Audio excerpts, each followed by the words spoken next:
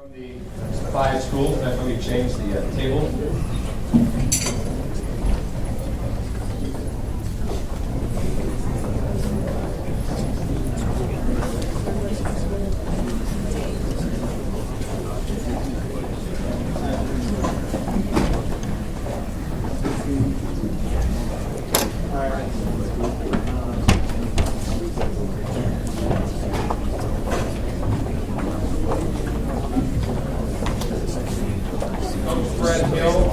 Representing Northwestern, Coach Carmen is out of town today.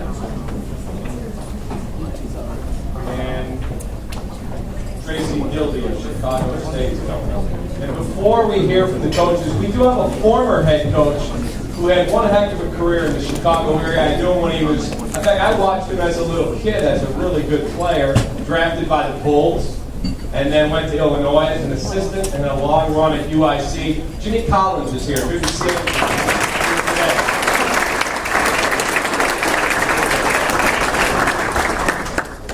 Every one of the schools, all these coaches have a buzz about their program. I think you're looking at maybe the best year we've had in a long time in Chicago area college basketball. And it's really exciting for me from a media perspective. I call games and get to see all these teams throughout the winter. And I'm really excited to see how far these teams can go this year. A lot of them have been building for this moment to take the next step and to open some eyes, not only locally, but nationally. And I can promise you, from my perspective, I think a lot of the media that's here, we're going to get a lot of coverage on both the men's and women's this year in college basketball in Chicago. Let's start with Porter Moser. He is the head basketball coach of the Loyola Ramblers. I actually recruited him. I didn't get him. I wasn't a very good recruiter, but went to see him in high school many years ago at Bennett Academy.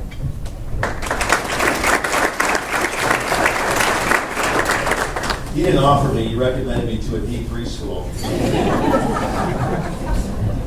He was at Northern Illinois at the time. He was a great assistant coach. But I do want to thank the media for coming out. I mean, it was someone just asked me, how does the media coverage this event compared to last year? And it seems like it's twice as much. I don't know the other coaches, but it seems like twice as much to me. And I want to thank the media for that. I know we have a lot of administrators here. I know we're all introducing them, so I would be remiss if Dr. Grace Calhoun from Loyola, our athletic director, and she came in when I came in, and she's really changed the vision for our program. I'm one of the few coaches that I absolutely don't want to talk about last year, and there's certain things I don't want to talk about the record, but you have to talk about your vision when you take over a program. And we took over last year, and we inherited a junior named Ben Abraham. And Ben was, when I got the job, my press conference was April 1st, and that night I worked the team out. We had 11 players that worked out, and there's one left from those 11, and it's Ben Abraham. And he is I want to recognize Ben. Ben, if you stand up.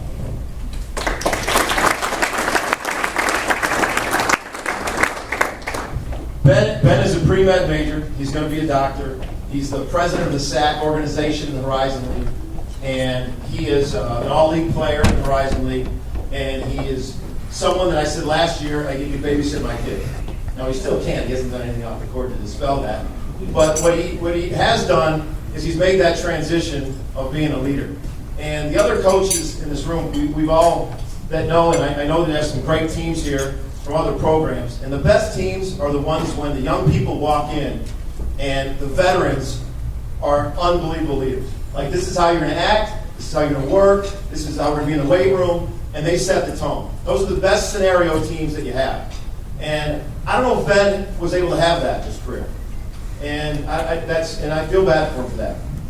We have 7 freshmen that are coming in this year. And after being here this summer, they got here July 1st. We too went to Italy. And I can tell you that those 7 freshmen are blessed to have a leader like Ben. The way he acted off the court, the way he was on the locker room, the weight room. And I remember Darren Williams, a great quote by Darren Williams. Darren Williams, when he was with the Jazz, because Jerry Sloan was friends with one of my old mentors, Rick Majerus. And Jerry Sloan, we were at dinner with Coach Majerus, which was like a 5-hour event when you have dinner with Coach. But Darren Williams said to Coach Sloan one time, he was telling us, he said, you know what, Coach? You coach the team, I got the locker room. And that's an unbelievable statement by a player. meaning that, these guys are going to work hard, take care of themselves.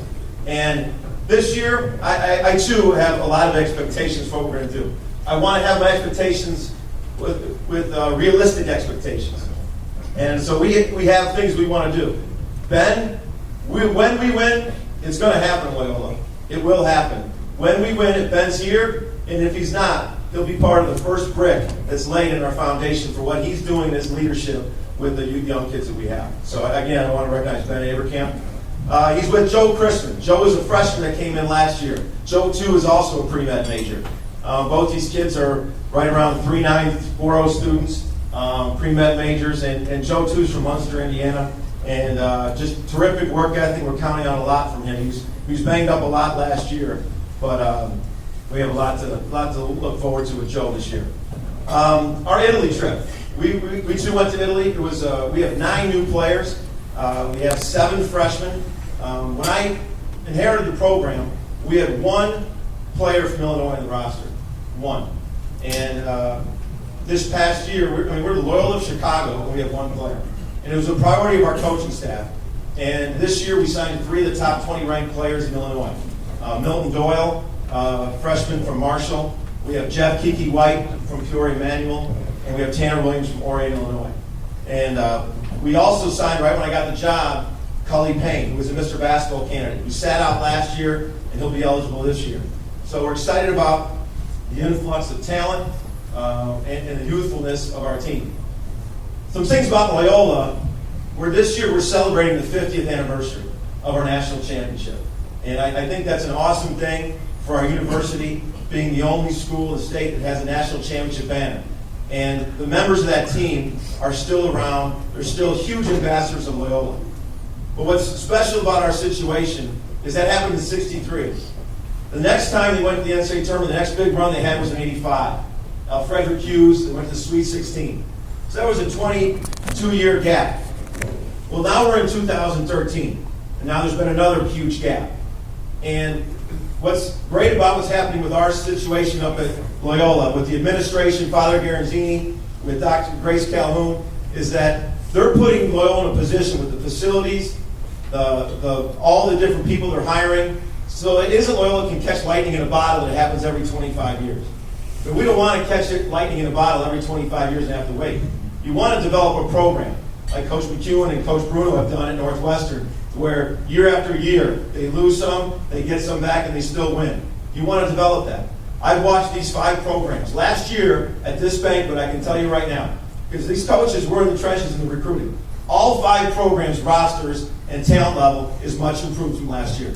That's a great sign for Chicago basketball. Every one of them.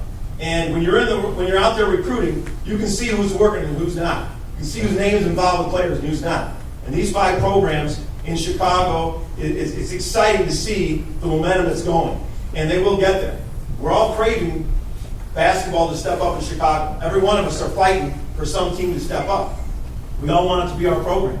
And I feel that it's a great sign for Chicago basketball that from one year from the next, it's so much improved. You're going to see it on the court.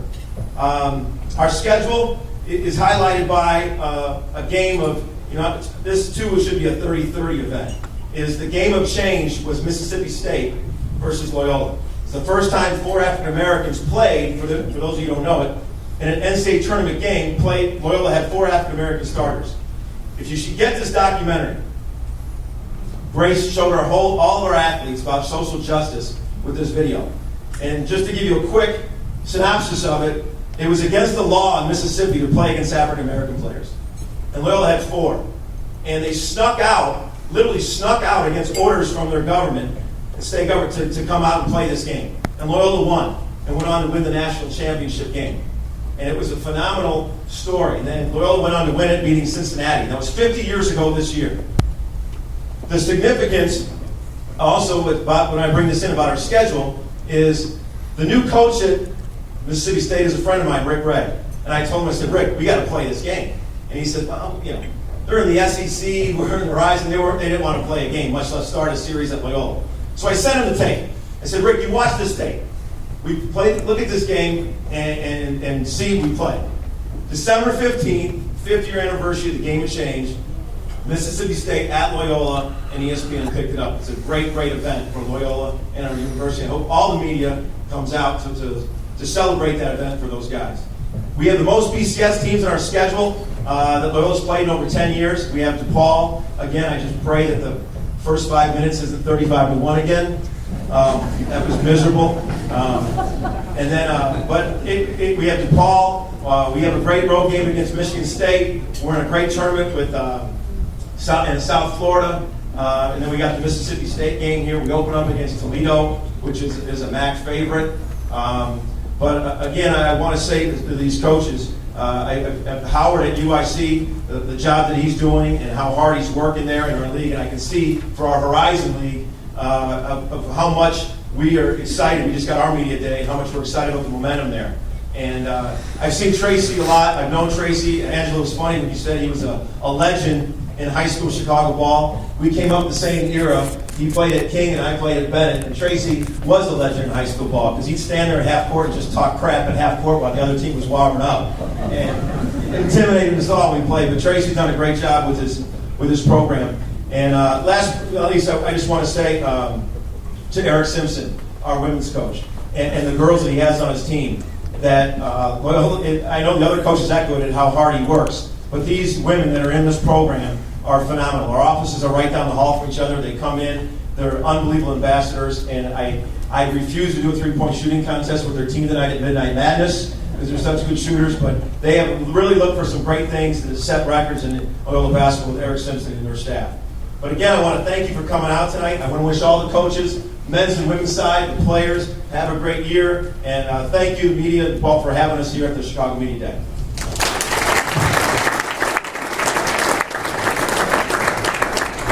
Porter, our next coach, he was a legend. I watched him play in high school, playing for Sonny Cox at King.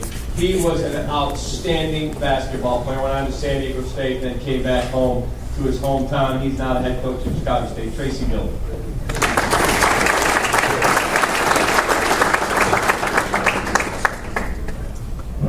Hi, I'm Tracy Dildy, and I approve that message. Thanks, Dave, for those kind words. First, I'd like to just give thanks to God just for this opportunity. He's blessed me to actually live a dream and be a Division I head coach, and I'm living. And I'm as happy as I can be. I got some people that's really, really important to me and my program that I gotta acknowledge. I don't know if you guys followed us last year, but I'm one of the college coaches where I believe you gotta get your assistants getting ready to be head coaches, and so. Last year, I coached 4 games, and I let my assistants take over the rest of the game. but they are really still good guys. So I just want to recognize my assistant coach, Matt Raybar.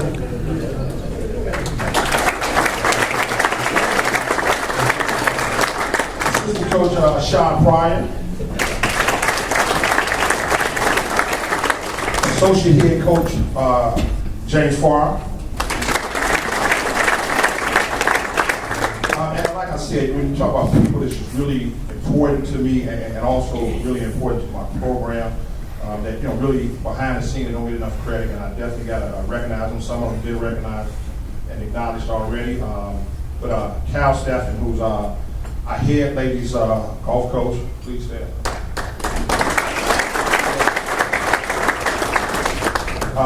Garrett, he's assistant AD for media relations, and he just really took our sports information director to a whole other level. Our academic, our associate AD, who's in charge of academics, she's new, and she's a new person part of our family, and she's done a great job in just 3 weeks. Karen Schifferow. Academic coordinator, Tracy Cromwell.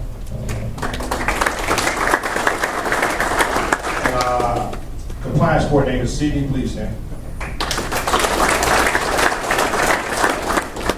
Also a director of media who's just really all over the place and has really brought a lot of good attention to the whole university. Sabrina Lamb, please stand.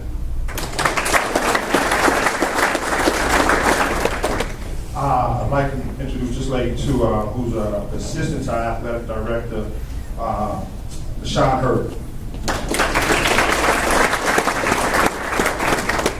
Last but not least is our AD.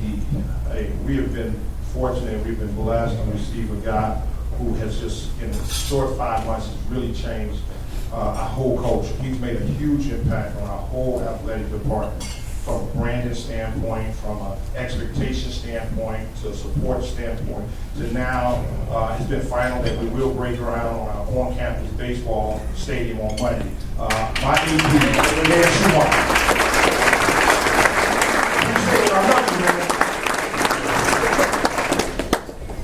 Hey, when we took over the program 2 years ago, we took the program over and we walked into some really tough situations.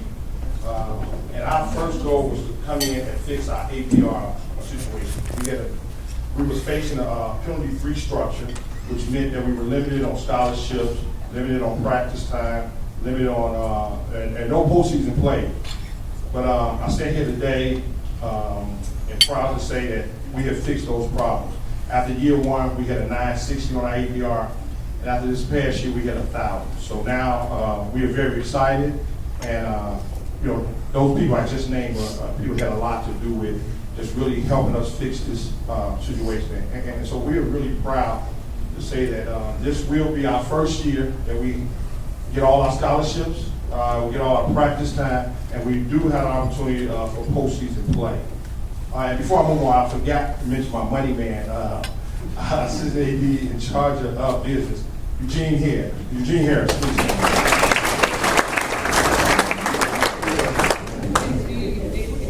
And that's our money man. When you talk about just having a program to emulate, when I walked in the door, and I was fortunate to have a program that was doing everything all the right way, it had success on the court and off the court, and just good people to be around. So we were fortunate to walk into a situation where our ladies program, I'm talking about Angie, has been a role model. She's been a great example. Her program has been a great example to follow and to emulate. And so we hope we're getting close to being like our ladies program. Thank you, Angie. We really appreciate you. We really appreciate your staff, and continue to raise the bar for us.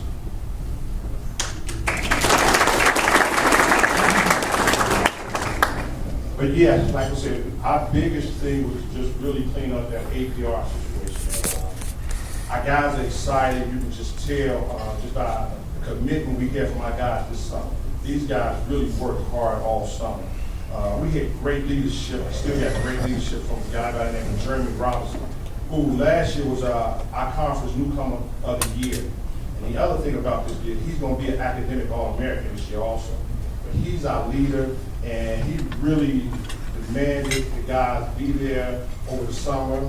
And our guys, I'm talking, these guys lift weights 4 times a week, and they played 6 days a week.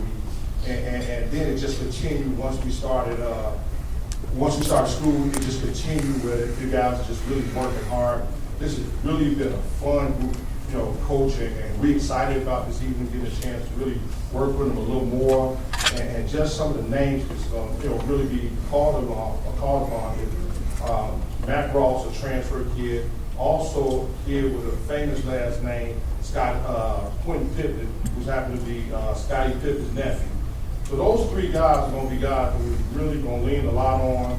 Those guys are older guys, experienced guys, and guys that's really hungry.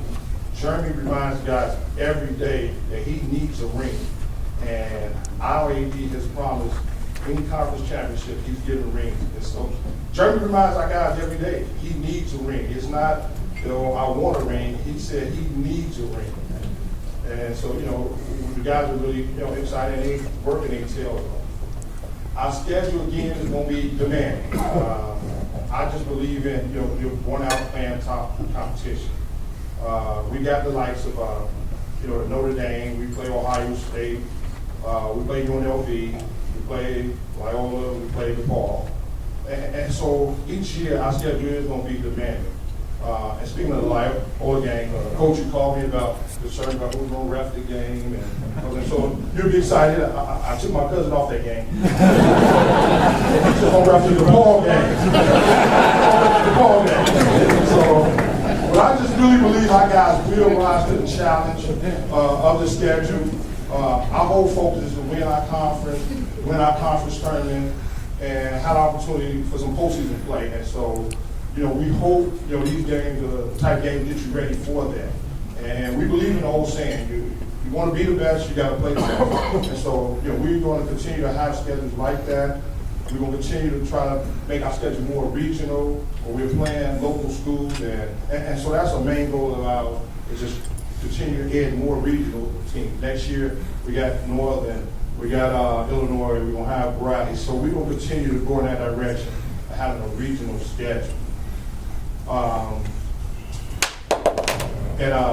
Just with that said, we really appreciate just having this opportunity to be a part of such a great tip-off win. You guys do a great job, and for the last 3 years, this has kind of been like the highlight of our preseason as we prepare for practice. And so we just want you guys to continue to include us. We want the media to come out, and we are that Division I team that's on the south side, and just with what Dan is doing with our whole department, just from a facelift for just the buildings, we want you guys to come out. I tell you, if you come out once, you definitely will come out again. And like Andy said, we got good food, so we're going to feed you guys. So, we really need the media to come out and just give us some more attention, some more exposure. It's a great day to be a part of Chicago State University and Chicago State Athletics. And I guarantee you, we're going to start to be in the talks of true contenders for, doing some major things in this area and around the country. Really appreciate you guys. Thank you again, and God bless everyone.